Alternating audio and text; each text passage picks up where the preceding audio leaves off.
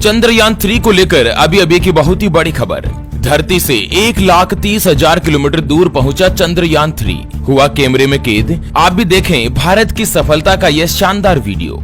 जी हाँ दोस्तों, स्पेस में शान से बढ़ रहा है भारत का चंद्रयान। पोलैंड के टेलीस्कोप को यूं दिखा इसरो का अंतरिक्ष मिशन। दोस्तों, चंद्रयान 3 इस समय धरती पर 40,400 किलोमीटर प्रति घंटे की रफ्तार से धरती के चारों ओर चक्कर लगा रहा है और 1 अगस्त 2023 की ठीक आधी रात को 12 बजे चंद्रमा की तरफ रवाना हो जाएगा। अब दोस्तों, सभी लोगों के मन में यह सवाल उठ रहा होगा कि आखिर चंद्रमा पर डायरेक्ट नहीं भेजकर पृथ्वी के चक्कर क्यों लगवाया गया है चंद्रयान 3 से। और साथ ही मित्रों, चंद्रयान 3 भेजने का मिशन क्या है, चंद्रयान 3 आखिर चंद्रमा पर क्या क्या खोज करके लाएगा, पूरी जानकारी अपन इस वीडियो में जानने वाले हैं। ऐसे में वीडियो को लास्ट तक जरूर देखिए और हाँ, वीडियो को लाइक जरूर करें और कमेंट बॉक्स में जय जवान जय विज्ञान लिखकर वीडियो को अपने मित्रों के साथ फेसबुक पर जरूर शेयर कर दीजिए।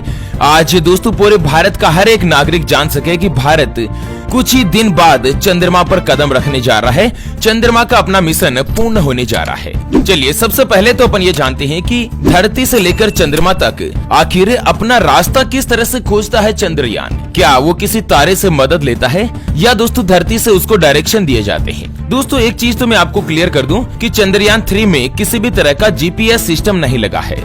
दरअसल अंतरिक्ष में कोई भी जीपीएस सिस्टम काम नहीं करता। फिर सैटेलाइट या स्पेस क्राफ्ट अपना रास्ता कैसे खोजते हैं, उनको कैसे पता होता है कि किस रास्ते पर किस दिशा में जाना है, क्योंकि अंतरिक्ष में ना तो कोई सड़क है और ना ही कोई मैपिंग सिस्टम होता है। तो आपको बता दें दोस्तों कि किसी भी अंतरिक्ष यान या स्पेस क्राफ्ट में स्टार सेंसर लगे होते हैं, जो दोस्तों तारों के आधार पर सेंसर उनकी मदद करता है रास्ता निकालने के लिए। चंद्रयान 3 में भी कई सारे कैमरे लगे हैं, स्टार सेंसर्स लगे हैं, जिनके माध्यम से वह अंतरिक्ष में दिशा पता करता है और इसके लिए वह ध्रुव तारा और सूरज की मदद भी लेता है। रात में ध्रुव तारा और दिन में सूरज से सेंसर के जरिए चंद्रयान को रास्ता मिलता है और रास्ते के साथ ही दिशा का ज्ञान और ये सभी उनको प्राप्त होता है।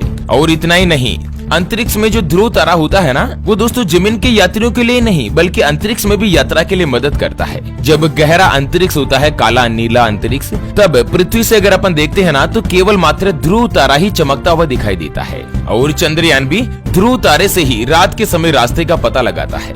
चंद्रयान 3 के ऊपर पूरी दुनिया की नजर टिकी हुई है और दोस्तों अगर यह सॉफ्ट लैंडिंग सही तरीके से हो जाती है तो भारत दुनिया का तीसरा ऐसा देश बन जाएगा चंद्रमा पर सॉफ्ट लैंडिंग करवाने के लिए और दक्षिणी ध्रुव पर सॉफ्ट लैंडिंग करवाने के लिए दुनिया का पहला देश बनेगा।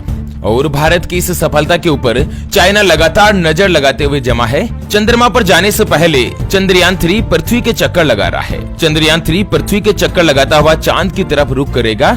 ऐसे में कई सारे लोगों के मन में सवाल उठ रहा होगा कि धरती से उसको डायरेक्ट चांद पर क्यों ना भेज दिया जाए, धरती के चक्कर लगाने के बाद उनको चंद्रमा पर क्यों भेजा जा रहा है। तो आपको बता दें दोस्तों कि पृथ्वी से चंद्रयान 3 चंद्रमा का जो मिशन तय करेगा ना, उसके बीच में 40 दिन का समय रहेगा। लॉन्च केज बजाने के बाद से ही चंद्रयान 3 लगातार पृथ्वी के चक्कर लगाता हुआ चांद की तरफ रुख कर रहा है। दरअसल पृथ्वी के गुरुत्वाकर्षण से बाहर निकलने के लिए या तो बूस्टर या शक्तिशाली रॉकेट यान की जरूरत होती है, जो कि सीधे चांद पर चले जाते हैं और इसमें ईंधन की भी आवश्यकता सबसे ज्यादा होती है। इसका सीधा असर प्रोजेक्ट के बजट के ऊपर पड़ता है। अगर हम चंद्रमा की जो दूरी सीधे पृथ्वी से तय करेंगे तो बहुत ही ज्यादा खर्चा हो जाएगा और इतने भारी भरकम मिशन को चंद्रमा तक पहुंचाने के लिए बहुत ही ज्यादा ईंधन की जरूरत होती है।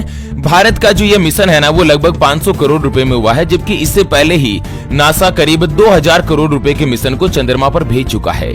अब आप सोच सकते हैं कि नासा से मात्र 25% के अंतर्गत ही भारत ने चंद्रयान 3 को लॉन्च किया है। तो इसी के लिए क्या है ना कि चंद्रयान को पहले पृथ्वी के चक्कर लगाए जाते हैं। इसको आप इसी तरीके से समझ लीजिएगा कि मित्रों, पृथ्वी के चक्कर लगाने से उसमें एक असीम ऊर्जा क्रिएट होती है, जो कि पृथ्वी के गुरुत्वाकर्षण को छोड़ने के लिए फायदेमंद रहती है। जिस तरह से अपन रबड़ को खींचते हैं और फिर छोड़ते हैं ना, तो रफ्तार और भी ज्यादा हो जाती है। इसी के आधार पर चंद्रयान 3 काम कर रहा है। अच्छा, एक महत्वपूर्ण और राज की बात बताऊं मित्रों कि चंद्रमा पर सबसे पहले पानी की खोज करने वाला देश केवल मात्र भारत ही है। जो कि चंद्रयान फर्स्ट मिशन लॉन्च किया था, उसी चंद्रयान फर्स्ट से पता चला था कि चंद्रमा पर पानी की मौजूदगी के बारे में। खुद पूरी दुनिया भारत का इस बात का तो लोहा मानती है, भारत को सैल्यूट करती है कि पहली बार चंद्रमा पर पानी की खोज करने वाला देश भारत बन चुका है। और दोस्तों, पानी की खोज होने के बाद चंद्रमा पर रिसर्च करने के लिए वैज्ञानिकों की जिज्ञासा बढ़ी। उसी के आधार पर अलग अलग देश अलग अलग मिशन लॉन्च कर रहे हैं। और वहीं भारत का जो चंद्रयान 3 चंद्रमा पर लैंडिंग करेगा ना, वो दक्षिणी ध्रुव के ऊपर करेगा। और दक्षिणी ध्रुव चंद्रमा का सबसे दुर्गम इलाका होता है। कई हिस्से पर सूरज की रोशनी बिल्कुल नहीं पहुंचती। यह इलाका पूरी तरीके से अंधेरे में रहता है और यहाँ का तापमान भी 230 डिग्री सेल्सियस से नीचे जा सकता है। सूरज की रोशनी की कमी और बहुत ही कम तापमान में उपकरणों के संचालन में भी कठिनाई पैदा करते हैं। इसके अलावा सभी जगह पर बड़े बड़े गड्ढे हैं जो आकार में कुछ सेंटीमीटर से लेकर कई हजार किलोमीटर तक फैले हुए हैं। और इस दुर्गम इलाके में चंद्रमा पर भारत जो अपना मिशन स्थापित कर रहा है ना, अब देख लीजिए मित्रों कि इसरो का जो सीना है वो कितना चौड़ा हो जाएगा। दोस्तों, आज पूरी दुनिया भारत का लोहा मान रही है, भारत को सैल्यूट कर रही है।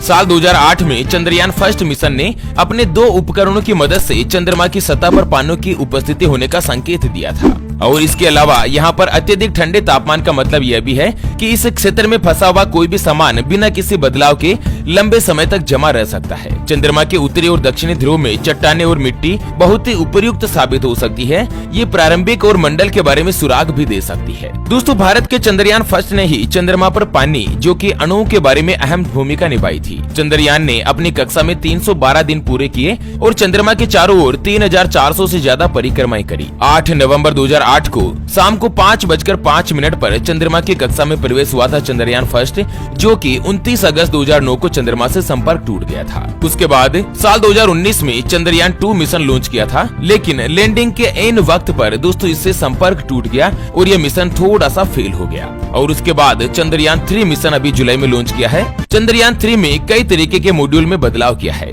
और इसको सॉफ्ट लैंडिंग के लिए पूरी तरीके से परिपक्व और तैयार किया है। पृथ्वी पर इसका परीक्षण भी किया था, इसलिए तो आज पूरी दुनिया की नजर चंद्रयान 3 के ऊपर ही टिकी हुई है। अच्छा, चंद्रयान 3 चंद्रमा पर जाकर क्या करेगा? तो दोस्तों, चंद्रमा पर पड़ने वाली रोशनी और रेडिएशन का अध्ययन करेगा। चांद की थर्मल कंडक्टिविटी और तापमान की भी स्टडी करेगा कि एक्चुअल चंद्रमा पर टेम्परेचर क्या रहता है। लैंडिंग साइट के आसपास भूकंपीय गतिविधियों की भी स्टडी करेगा और प्लाज्मा के घनत्व और उसके बदलाव का भी अध्ययन करेगा। लैंडर में अत्याधुनिक तकनीकों की मशीनें लगी हुई है जो कि ऊंचाई के बारे में पता लगा सकती है अपने खुद के खुद, और दोस्तों इसकी जानकारी पृथ्वी पर भेजेगी। अच्छा, इसरो के वैज्ञानिकों को उम्मीद है कि लैंडर रोवर चंद्रमा पर 14 दिनों तक काम करेंगे। हो सकता है कि इससे थोड़ा सा ज्यादा और थोड़ा सा कम भी हो सकता है। रोवर अपना डेटा सिर्फ लैंडर को भेजेगा। लैंडर रोवर अपना डेटा सीधे IDSN यानी कि इंडियन डीप स्पेस नेटवर्क के संपर्क में रहेगा और इमरजेंसी की हालत में चंद्रयान 2 के ऑर्बिटर से संपर्क भी साध सकता है। चंद्रमा के चारों तरफ चक्कर लगा रहा है चंद्रयान 2 का जो ऑर्बिटर है वो IDSN से बातचीत करेगा। इस बार दोस्तों थोड़ी सी टेक्नोलॉजी में बदलाव किया गया है, ऑर्बिटर नहीं भेजा है। चंद्रयान 2 का ऑर्बिटर बैकअप के लिए चांद की कक्षा में पहले से मौजूद है और करीब 23 अगस्त की शाम को 5:49 पर चंद्रयान 3 का लैंडर चांद की सतह पर उतरेगा। लैंडिंग के समय धीरे धीरे इसके थ्रोटल कम होंगे और ये 1 या 2 किलोमीटर की ऊंचाई पर आने के बाद करीब 15 मीटर प्रति सेकंड की रफ्तार से नीचे उतरेगा। लैंडर के ग्लेस 3 किलोमीटर प्रति सेकंड को बर्दाश्त कर लेंगे और इंजन से निकलने वाली धूल से बचने के लिए इस तरह का काम किया जाएगा, क्योंकि ऊपर से जो नीचे उतरेंगे ना तो चंद्रमा की धूल भी उड़ेगी। कुल मिलाकर वैज्ञानिकों ने बहुत ही ज्यादा मेहनत करी है। वैज्ञानिकों के जोश जुनून को बढ़ाने के लिए दोस्तों वीडियो को ज्यादा से ज्यादा संख्या में लाइक जरूर करें और जय हिंद और जय विज्ञान अवश्य लिखिएगा। तो चलिए चंद्रयान 3 के बारे में फिलहाल के लिए इतना ही। फिर से होंगे हाजिर एक और नई और काम की जानकारी के साथ। तब तक के लिए जय हिंद, जय भारत, वंदे मातरम।